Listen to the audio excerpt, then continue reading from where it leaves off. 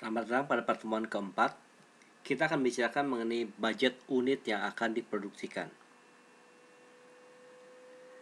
Jadi pengertian budget unit yang akan diproduksikan ialah budget yang direncanakan secara lebih terperinci tentang jumlah unit barang yang akan diproduksikan oleh perusahaan selama periode yang akan datang, yang di dalamnya meliputi rencana tentang jenis, kualitas barang yang akan diproduksikan, jumlah atau kuantitas barang yang akan diproduksikan, serta waktu atau kapan produksi tersebut akan dilakukan. Kegunaan budget unit yang akan diproduksikan adalah bahwa secara umum semua budget termasuk budget unit yang akan diproduksikan mempunyai 3 kegunaan pokok, yaitu 1. Sebagai pedoman kerja, yang kedua sebagai alat perkoordinasian kerja, dan sebagai alat pengawasan kerja yang membantu manajemen dalam memimpin jalannya perusahaan. Secara khusus, budget unit yang akan diproduksikan berguna sebagai dasar penyusunan budget-budget biaya produksi dan budget biaya administrasi. Nanti kita jelaskan kemudian ya. Tujuan anggaran produksi adalah 1. Untuk mencapai tingkat keuntungan tertentu, misalnya berapa hasil yang diproduksi, supaya dapat tercapai tingkat keuntungan yang dengan persentase tertentu dari keuntungan setahun terhadap penjualan yang diinginkan. Yang kedua, untuk menguasai pasar tertentu sehingga hasil perusahaan ini tetap mempunyai market share tertentu. Yang ketiga, untuk mengusahakan supaya perusahaan pabrik ini bekerja pada tingkat efisiensi tertentu. Yang keempat, untuk mengusahakan dan pertahankan supaya pekerja dan kesempatan kerja yang sudah ada dapat semakin berkembang. Pendekatan penyusunan anggaran produksi. Yang pertama adalah kebijakan yang mengutamakan stabilitas tingkat produksi dengan tingkat persediaan yang dibiarkan mengambang atau berfluktuasi ya. Yang kedua, kebijakan yang mengutamakan pengendalian tingkat persediaan barang dengan tingkat produksi dibiarkan mengembang.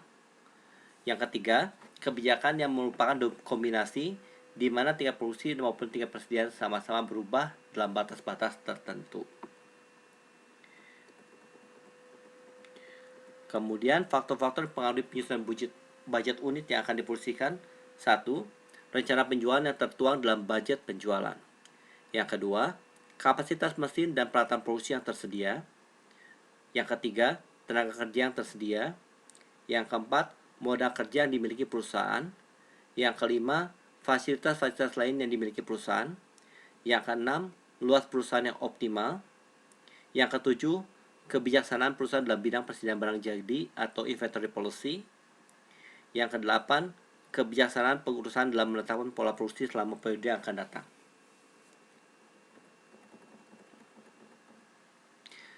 Kebijakan di bidang persediaan barang jadi dipengaruhi oleh beberapa faktor penimbang, diantaranya adalah 1. Fluktuasi penjualan dari waktu ke waktu selama periode yang akan datang. Yang kedua, fasilitas tempat penyimpanan yang tersedia. Yang ketiga, risiko kerugian yang timbul selama barang dalam penyimpanan. Yang keempat, biaya-biaya yang timbul dalam rangka penyimpanan. Yang kelima, tingkat perputaran persediaan barang jadi di waktu-waktu yang lalu. Yang keenam, lamanya waktu yang diperlukan untuk proses bahan mentah sehingga menjadi barang jadi. Yang ketujuh, modal kerja yang dimiliki perusahaan. Kalian silakan coba pikirkan contoh-contohnya ya, dengan menggunakan contoh minggu lalu, yaitu produksi untuk kue lebaran.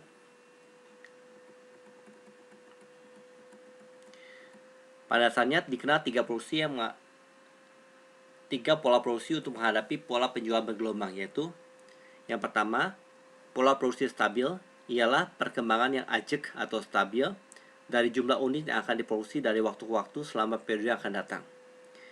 Yang B, pola produksi yang bergelombang sesuai dengan setingkat dengan gelombang dari pola penjualan, ialah perkembangan jumlah unit yang akan diproduksi dari waktu ke waktu selama periode yang akan datang, yang tidak ajek dan tidak teratur, melainkan berfluktuasi sesuai dengan tingkat dari fluktuasi penjualannya.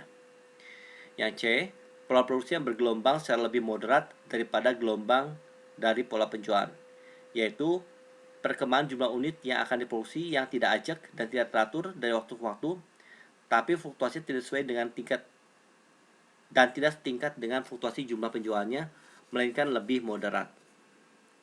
Jadi bisa dilihat kalau produksi stabil adalah seperti ini. jumlah produksi tetap sama dari waktu ke waktu, karena untuk yang fungsi waktunya dilihat dengan waktu berkembang tetap jumlah produksinya sama. Yang bergelombang seperti ini, bisa naik bisa turun.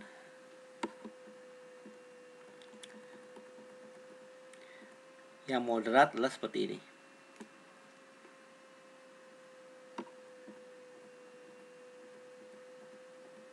Kemudian kita membahas selanjutnya adalah bentuk budget unit yang akan diproduksikan.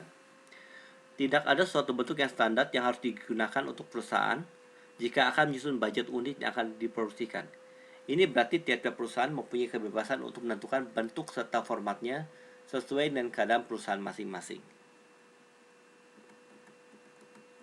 Jadi kalau di sini kita lihat bentuk budget unit produksi, ada keterangannya bulan, kemudian yang kolom kedua adalah penjualan, ya maksudnya budget penjualannya, kemudian persediaan awalnya berapa, kemudian persediaan akhirnya berapa, kemudian produksi berapa, maka di tengah itu ada kurangnya berapa ya.